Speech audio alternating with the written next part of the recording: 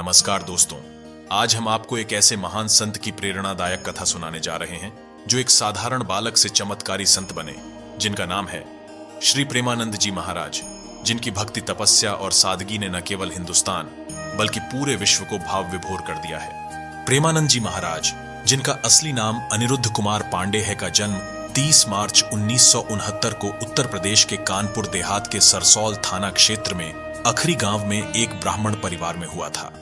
उनके पिता का नाम श्री शंभू पांडे और माता का नाम श्रीमती रामा देवी था। उनके परिवार में आध्यात्मिक माहौल था। उनके दादाजी पहले ही सन्यासी बन चुके थे और उनके पिता और बड़े भाई भी भगवान की भक्ति में लीन रहते थे।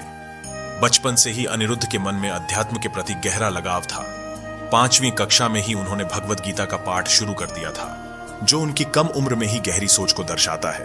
13 साल की छोटी सी उम्र में अनिरुद्ध ने दीक्षा ले ली और उनका नाम आर्यन ब्रह्मचारी रखा गया।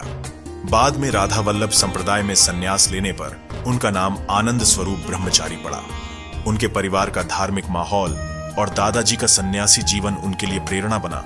शुरुआती दिनों में उन्होंने कठिन तपस्या की। वाराणसी में गंगा के तट पर वे प्रतिदिन 3 बार स्नान करते और तुलसी पूजन करते।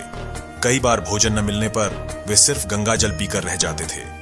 ऐसा कहा जाता है कि भगवान शिव ने स्वयं प्रेमानंद जी को दर्शन दिए, जिसके बाद उनका जीवन पूरी तरह बदल गया।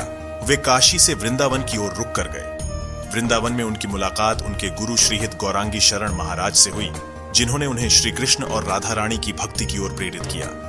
राधा वल्लभ मंदिर और बांके बिहारी मंदिर उनकी साधना के केंद्र बने। करीब 10 साल तक वे अपने गुरु के सानिध्य में रहे, जहां उन्होंने राधा कृष्ण की भक्ति में गहरी डुबकी लगाई। प्रेमानंद जी की वृंदावन आने की कहानी को चमत्कारी माना जाता है। कहा जाता है कि वे रात में रासलीला और श्री चैतन्य महाप्रभु की लीलाओं के दर्शन करते थे। उनकी भक्ति इतनी गहरी थी कि लोग उन्हें राधा रानी का परम भक्त मानते हैं। कुछ भक्त तो उन्हें भगवान का अवतार भी मानते हैं। उनकी सादगी और निर्मल स्वभाव ने उन्हें आज के समय के सबसे श्रेष्ठ संतों में से एक बना दिया है। आज प्रेमानंद जी महाराज वृंदावन में श्रीहित राधा केली कुंज आश्रम में रहते हैं। उन्होंने अपना पूरा जीवन राधा रानी की भक्ति और सेवा में समर्पित कर दिया है।